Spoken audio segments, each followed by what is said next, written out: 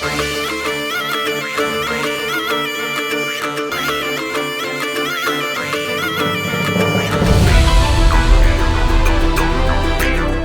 yuragimdan bilaman, Surxondaryoda qilingan duolar farovonlik, tinchlik, osoyishtalik olib keladi, ijobat bo'ladi. Bir paytlari havas qilardik. G'allalarimiz shunday bo'lishiga, tomorqalarimiz yer hosil bo'lishiga havas qilardik. Qisa bo'lar ekan-ku. To'palang suv ombori suvidan foydalanish loyihasidan Termiz va 10 ta tumani ichimlik suvi bilan ta'minlandi.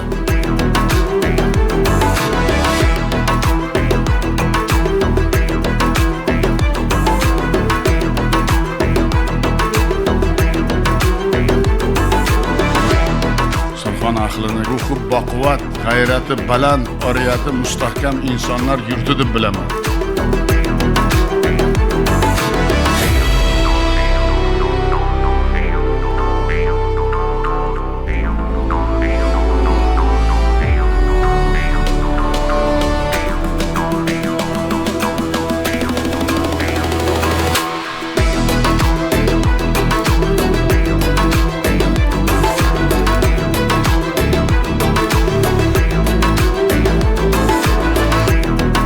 Iqtisodiyot barqaror rivojlansa, baravarida mudofaa shunday rivojlanishi kerak.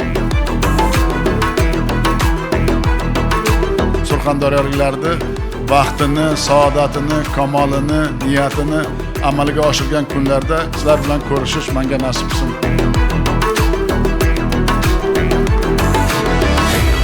Maqsadimiz bitta narsa.